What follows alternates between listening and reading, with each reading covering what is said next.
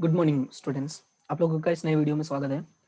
हम अपने इस नए वीडियो में, जैसा कि मैंने कहा था कि हम इस वीडियो में हम रोजनामचा सीखने वाले हैं कि डिबेंचर प्रकाशित करते समय हम रोजनामचा कैसे बनाते हैं, कि उनके कैसे एंट्री करते हैं, क्या लिखते हैं, कैसा रोजनामचा बनता है, वो सारी चीजें देखने वाले हैं। तो सबसे पहले थोड़ा सा बेसिक देख लेते हैं रोजनामचा का, कि रोजनामचा का थोड़ा बेसिक जो हम लोग को समझना है। हमें याद ये रखना है कि डिबेंचर हम 3 तरह से प्रकाशित कर सकते हैं। कैसे-कैसे प्रकाशित कर सकते हैं, तो वो मैं यहाँ पे तुम्हें साइड में लिख के दिखा देता हूँ। कि जैसा याद होगा, मैंने बताया था आप लोगों को कि हम शेयर जो है 2 तरह से प्रकाशित कर सकते हैं, लेकिन जो डिबेंचर है, हम डिबेंचर मुख्यतः कितने तरह से प्रकाशित कर सकते हैं? 3 तरह से। एक होता है मूल कीमत, एक क्या होता है? मूल कीमत, और एक होता है तुम्हारा बट्टा, और एक होता है प्रीमियम। सबसे पहले हम इन तीनों चीजों को समझते हैं कि डिवेंचर जो है वो 3 तरह से प्रकाशित कर सकते हैं, जिसमें है मूल कीमत होता है, बट्टा होता है और प्रीमियम होता है। तो सबसे पहले देखते हैं कि मूल कीमत, बट्टा और प्रीमियम क्या होता है। एक एग्जांपल लेके चलता हूं कि मान लो कि जो डिवेंचर है उसकी कीमत है 100 रुपए। कितनी कीमत है? 100 रुपए। अगर 100 रुपए का डिवेंचर है और मार्केट में मैं 100 रुपए में ही प्रकाशित करता हूं, तो उसको बोलते हैं मूल कीमत में, यानी जितने का है उतने में ही प्रकाशित करना। अब सवाल है बट्टा क्या होता है? तो बट्टा का मतलब जैसा आपको पता है कि कम कीमत पे प्रकाशित करना। तो मान लो जैसे 100 का है, तो मैंने मार्केट में अगर 90 रुपए में प्रकाशित किया, तो वो हो जाता है बट्टे से प्रकाशित करना। ठीक है? और वही चीज अगर मान लो कि हमने ज्यादा रुपए में प्रकाशित किया, मतलब 100 का डिबेंचर था, हमने मार्केट में उसको 110 रुपए में प्रकाशित किया, तो उसको क्या बोलते हैं? डिबेंचर प्रीमियम से निर्गमित किया या प्रकाशित किया। ठीक है? तो ये 3 चीजें आपको पता होना जरूरी है कि डिबेंचर हम कितनी तरह से प्रकाशित कर सकते हैं। तो डिबेंचर मुख्यतः हम 3 तरह से प्रकाशित कर सकते हैं: मूल कीमत, बट्टा और प्रीमियम। क्लियर है इतना? अब उसके बाद हम इसका रोजनामचा समझने की कोशिश करें कि रोजनामचा कैसे बनता है। तो यहाँ पे रोजनामचा तुम्हें दिया हुआ है बुक में, तुम्हारे पेज नंबर 67 पे है। लेकिन जैसा मैं बताता हूँ स्टोरी, वैसे ही ध्यान रखना कि हम जब डिबेंचर की रकम मंगवाते हैं, तो डिबेंचर की रकम हम 2 तरह से मंगवा सकते हैं। तो यहाँ पे मैं लिख देता हूँ कि रकम मंगवाना। ठीक है? तो डिबेंचर की जो रकम हम मंगवाने वाले हैं, वो हम 2 तरह से मंगवा सकते हैं। एक होता है आपका एक साथ। ठीक है? कि हम डिबेंचर की रकम क्या कर रहे हैं? एक साथ मंगवा रहे हैं। और एक हो सकता है किस्तों में। ठीक है? कैसे? एक साथ या तो किस्तों में। किस्तों का मतलब क्या होता है कि हमने टुकड़ों में करके मंगवा रहे हैं, एक साथ पूरे पैसे नहीं मंगवा रहे। और एक साथ का मतलब है जितने का डिबेंचर है हम उतना पूरा रुपए एक साथ भरने के लिए बोल दे रहे हैं। तो उसको समझते हैं कि क्या होता है इसका मतलब, उसका रोजनामचा कैसे बनेगा।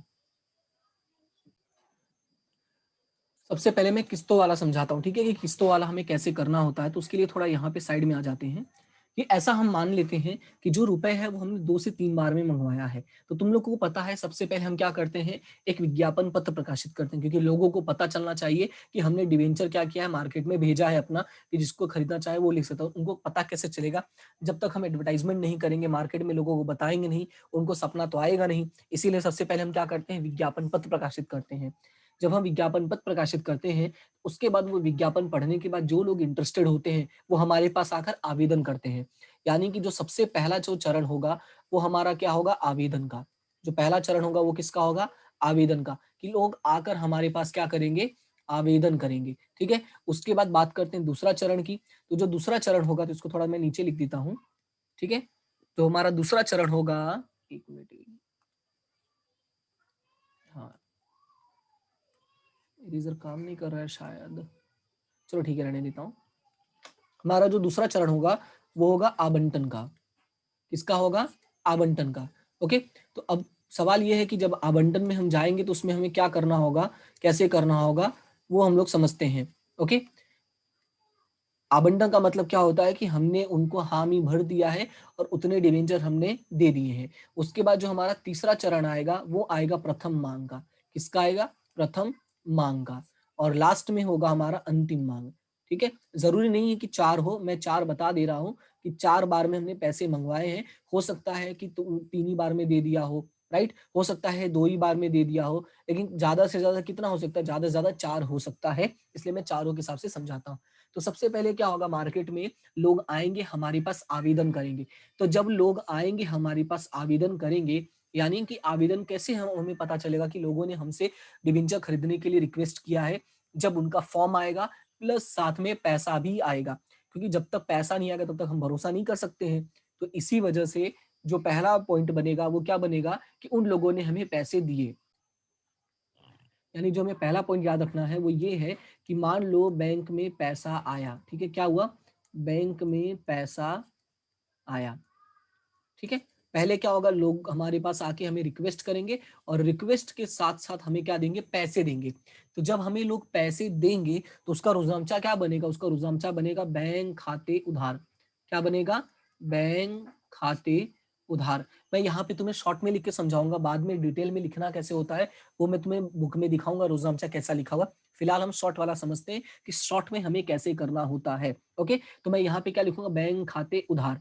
अभी जो पैसे हैं वो किस बात के आए हैं, आवेदन के आए हैं, तो इसी वजह से यहाँ पे जो जमा होगा वो क्या हो जाएगा, आवेदन खाते जमा। रुझांचा क्या बन जाएगा, बैंक खाते उधार और आवेदन खाते जमा। क्लियर है इतना। उसके बाद बात करते हैं दूसरे चरण की, मतलब दूसरा पॉइंट की। पहले तो पैसा आ गया, याद रखना पहले क्या होगा, पैसा आएगा, बैंक में पैसा आ गया।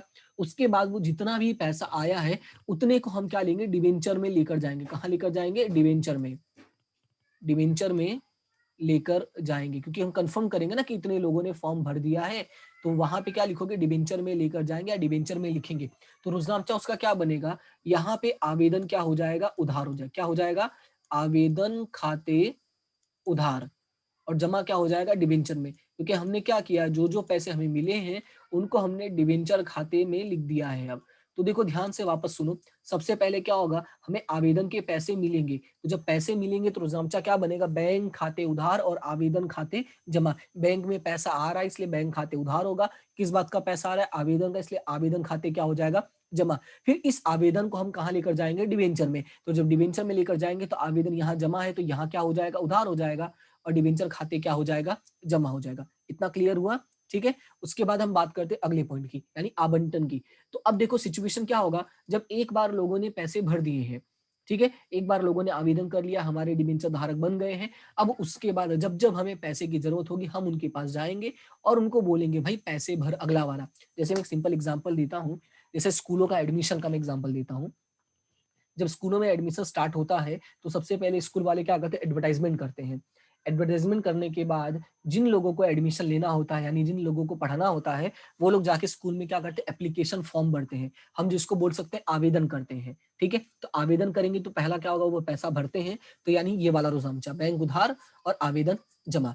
उसके बाद जो जो पैसा भरकर जाते हैं उनका नाम रजिस्टर में लिख दिया जाता है और कंफर्म कर दिया जाता है कि ये बच्चे अब हमारे स्कूल का हो गया है। तो आवेदन उधार करते हैं, डिवेंचर जमा कर देते हैं। स्कूल चालू हो गई, पढ़ाई शुरू हो गई। एक महीना बीता, डेढ़ महीना बीता। जैसे ही एक डेढ़ महीना बीतता है फिर स्कूल वाले आके बोलते हैं कि भाई तेरा अगला महीना आ गया है, तुम्हें सितंबर से पहले फीस भरनी है।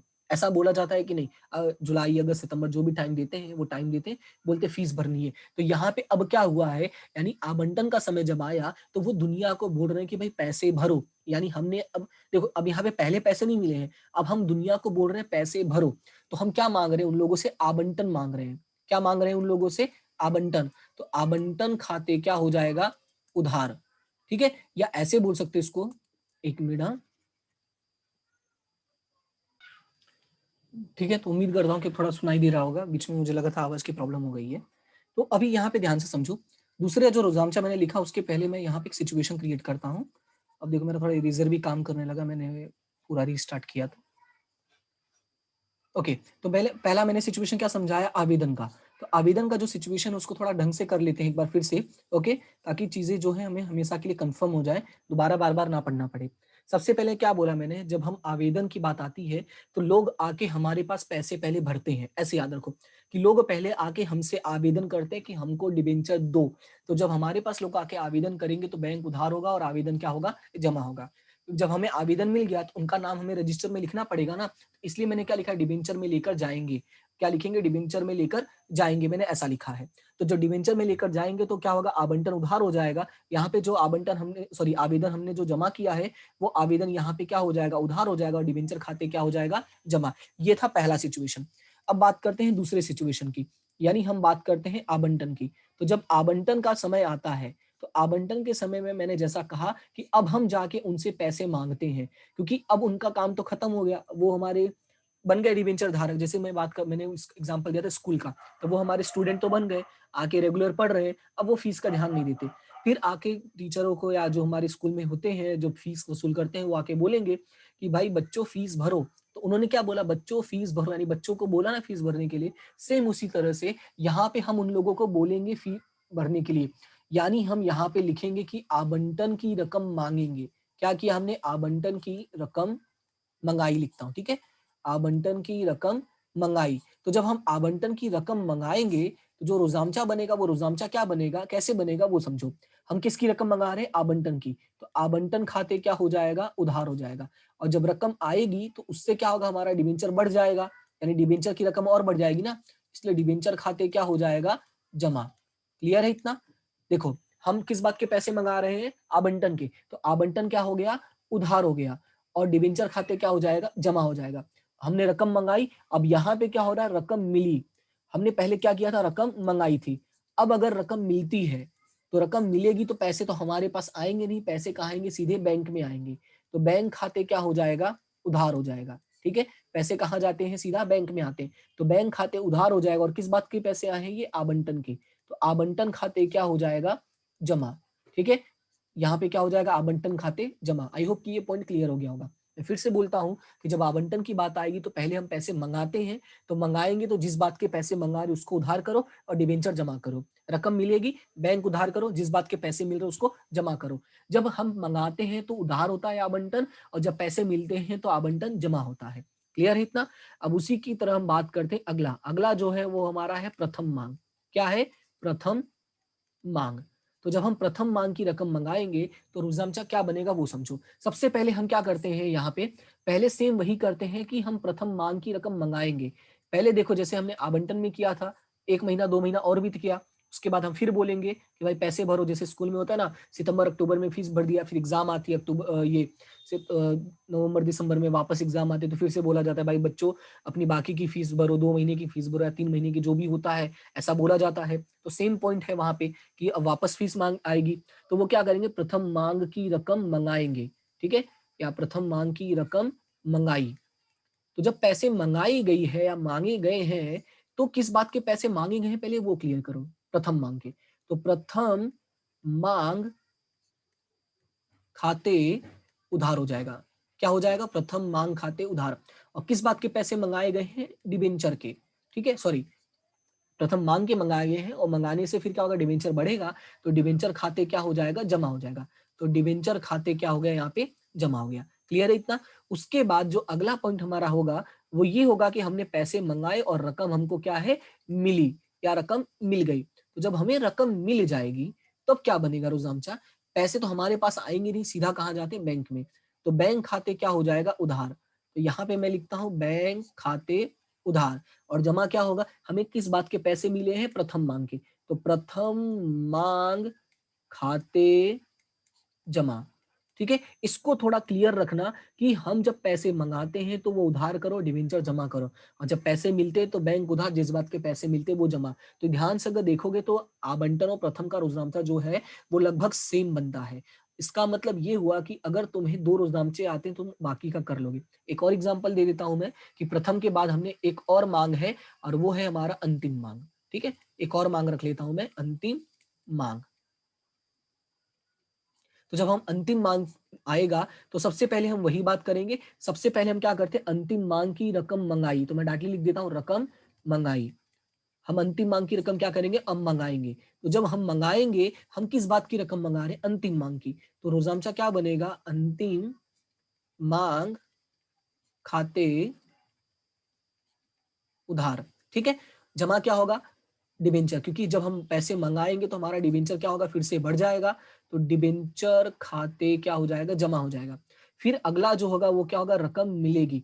हमने ऊपर रकम मंगाई और यहाँ पे रकम क्या हो गई, मिल गई। तो जब रकम मिल जाएगी तो मैंने कहा कि पैसे तो हमारे जेब में नहीं आएंगे, सीधा कहाँ जाएगा, बैंक में। तो रोजमचा क्या बनेगा, बैंक खाते उधार। और जमा क्या हो जाएगा आपका, यहाँ पे अंतिम मांग खाते। क्या जमा हो जाएगा, अंतिम मांग खाते। तो यहाँ पे मैं लिख देता हूं, अंतिम मांग खाते जमा। ठीक है, क्लियर हुआ इतना? तो इस तरह से हमें रोज़नामचा याद रखना है। ये मैंने शॉर्ट में लिखा, अभी मैं तुम्हें पूरा बताता हूँ कि पूरा लिखना कैसे होता है। फिलहाल ये समझना ज़रूरी था, रोज़नामचा जो मेन होता है वो। बाकी आधा जो है या वो पूरा जो है वो मैं पूरा बताता हूँ कि क्या लिखना होता है, पर वो बात की बात है। मेन यही है कि मेन बेसिक रोज़नामचा समझना ज़रूरी है।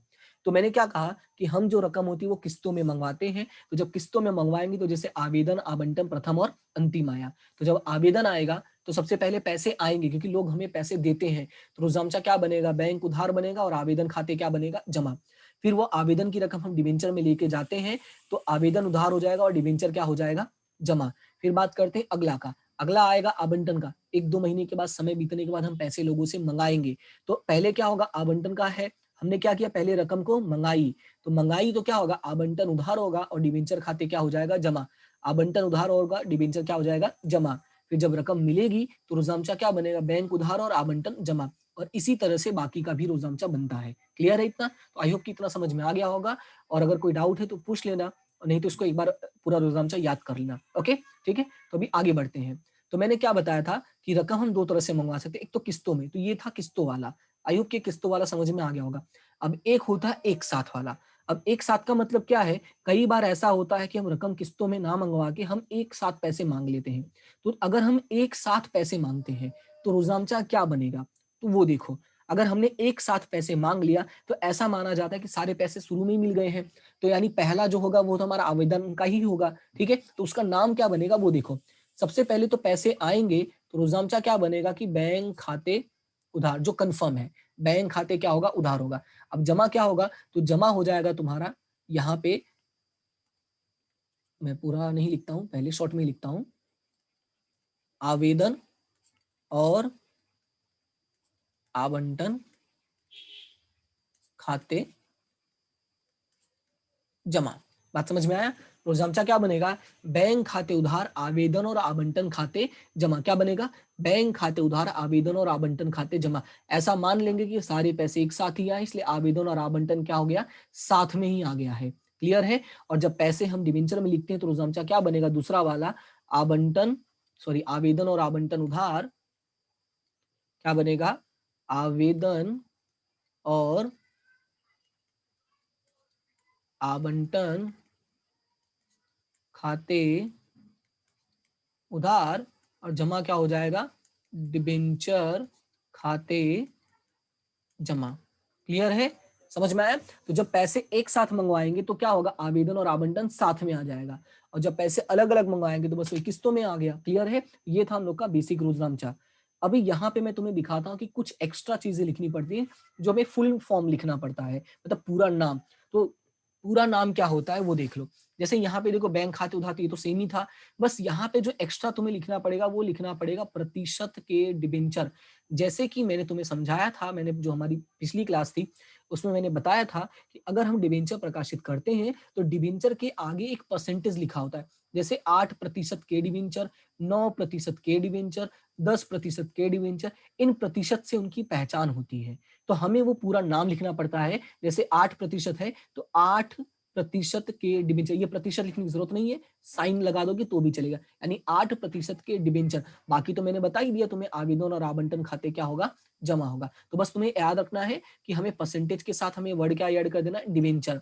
और फिर जब दूसरा बनेगा तो सेम टू सेम वही ऊपर वाला कॉपी हो गया। और यहाँ पे मैंने क्या बोला? डिबेंचर खाते जमा मैंने बोला, तो बस आगे प्रतिशत लगा देना, बात खत्म हो गया। उससे कोई फर्क नहीं पड़ेगा, लेकिन एग्जाम में जब हम लिखने जाएंगे तो याद रखना है हमें पूरा ही लिखना पड़ता है। ठीक है? हमें पूरा लिखना पड़ता है। वो याद करने के लिए मैंने शॉर्ट में लिखा है। ओके? ये मत बोलना कि सर आपने लिखा था तो हमने वैसे ही लिख दिया, नहीं, बिल्कुल भी नहीं।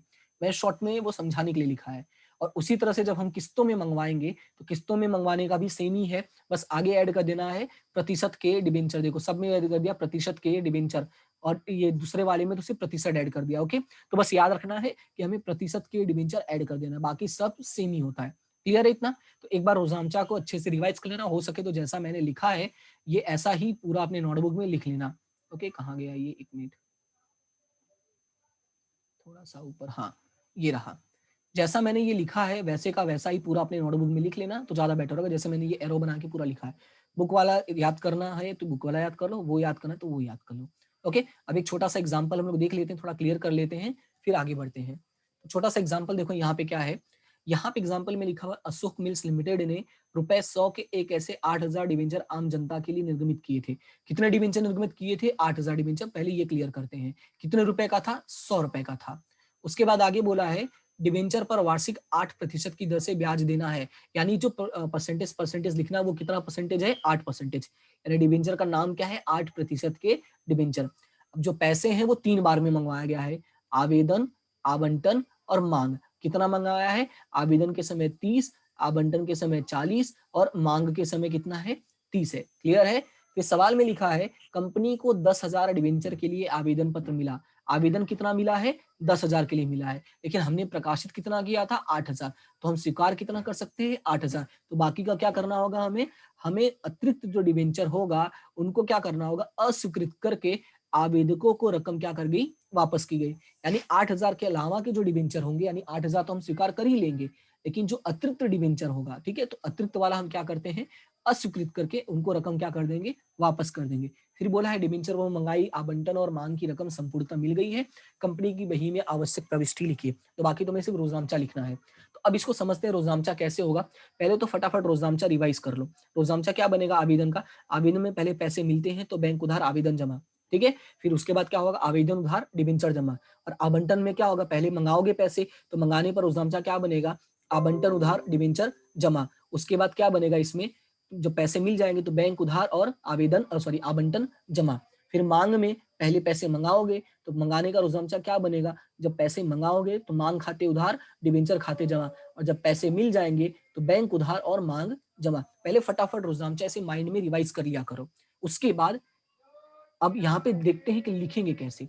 तो लिखने का जो है वो होगा बैंक खाते उधार। अब बैंक खाते उधार मतलब ये हुआ जब आवेदन है तो आवेदन तो सबने किया है, सबका हमने स्वीकारा होगा, जितना मतलब जितना आया होगा हमने रख लिया होगा ना पहले तो। अब ऐसा तो है नहीं पहले ही मना कर देंगे, नहीं पहले हम रखेंगे। तो पूरा का पूरा हमने 10,000 वालों का रख लिया होगा। तो यहाँ पे लिखोगे 10,000 डिवेंचर का है और एक की कीमत है 30 रुपए। तो 10,000 गुणे 30 यानी कितना हो जाएगा? 3,00,000 रुपए हो जाएगा। याद रखना जब भी रोजनामचा लिखोगे तो हमेशा इसी तरह से लिखना, डिवेंचर का रकम पूरा ऐसे ब्रैकेट में लिख के दिखाना। तो क्या होगा? गलतियां होने के चांसेस कम हो रहेंगे, ठीक है। तो रोजनामचा बनेगा बैंक खाते उधार यानी 10,000 गुणे 30 और 8% के डिवेंचर आवेदन खाते जमा। तो यहाँ पे भी लिखना चाहो तो लिखो, नहीं तो चलेगा। उसके बाद जब हमने पैसे डिवेंचर में डाला तो मैंने क्या कहा था? पहले आवेदन मिला था, उसके बाद उसके पैसे हमने डिवेंचर में डाले, यानी रजिस्टर में एंट्री करने की बात आई। तो आवेदन तो पूरा उधार हो गया, जितना आवेदन यहाँ पे जमा हुआ था उतना ही आवेदन यहाँ पे क्या हो जाएगा? उधार हो जाएगा। यानी कितना होगा? 10,000 गुणे 30। अब बात करते हैं ये अगले का। तो सबसे पहले ये वाला रोजनामचा समझो, डिवेंचर खाते जमा। यानी हमारा जो डिवेंचर वाला रजिस्टर है उसमें हम सिर्फ 8,000 लोगों का ही स्वीकार कर सकते हैं। तो वो हो जाएगा डिवेंचर खाते जमा 8,000 गुणे 30। याद रखना 8% के डिवेंचर। अब बात करते हैं बाकी का क्या होगा। तो बाकी का तो हमने वापस कर दिया है। तो जब हमने वापस कर दिया है तो रोजनामचा क्या बन जाएगा? बैंक खाते जमा। जब पैसा आया था तो हमने बैंक खाते उधार किया था, और जब पैसा जाएगा तो बैंक खाते क्या हो जाएगा? जमा। कितने से? हमने 2,000 डिवेंचर वापस किया है तो 2,000 गुणे कितना हो जाएगा? 30 हो जाएगा। तो बैंक खाते जमा 2,000 गुणे 30। क्लियर है इतना? उसके बाद अगला कौन सा है हमारा? आवंटन का है। तो आवंटन में हम पैसे मंगाएंगे तो रोजनामचा क्या बनेगा? आवंटन खाते उधार डिवेंचर खाते जमा। तो आवंटन खाते उधार कितने का आवंटन हमने मंगवाया है? 80,000 का। रकम कितना है यहाँ पे हमारा? 40 है। तो यहाँ पे कितना हो जाएगा? 8 चौक 32 यानी 3,20,000 रुपए। डिवेंचर खाते जमा 3,20,000 रुपए। और पैसे हमें पूरे मिल गए हैं। जब पैसे पूरे मिल गए हैं तो बैंक खाते उधार और आवंटन खाते जमा, यानी डिवेंचर आवंटन खाते जमा। सेम वही कितने हमें मिल गए हैं? 80,000 पे सॉरी 80,000 बोला 8,000 पे कितने रुपए? 40 रुपए। तो यहाँ पे मैं लिख देता हूँ 8,000 गुणे 40। ठीक है। फिर हम अगला है, अगला हमारा है अंतिम मांग। तो अंतिम मांग में हमने पैसे मंगाए। कितने पैसे मंगाए हैं हमने? 8,000 डिवेंचर पे 30 रुपए। अंतिम मांग कितने का था? 30 रुपए का था। तो डिवेंचर मांग खाते उधार और डिवेंचर खाते जमा 80,000 गुणे 30, 80,000 गुणे 30, और ये भी पैसे हमें मिल गए। क्लियर है? तो ये था हम लोग का जो हमने पढ़ा पूरा रोजनामचा के साथ, और ये हमने प्रकाशित किया था मूल कीमत से। कैसे प्रकाशित किया था? मूल कीमत से। ठीक है। तो आज के लिए इतना ही, इसको अच्छे से रिवाइज कर लो, और उसके बाद जो भी डाउट होता है वो मैं कल की क्लास में देख लूंगा। और कल मैं तुम्हें बताऊंगा बट्टे से प्रकाशित करना और प्रीमियम से। तो बट्टा और प्रीमियम वाला मैं कल तुम लोग को समझाता हूँ। तो पहले आज ये दोनों इतना क्लियर कर लो, फिर मिलते हैं हम लोग कल की क्लास में। तो आज के लिए इतना ही, ठीक है। थैंक यू सो मच और हैव अ गुड डे।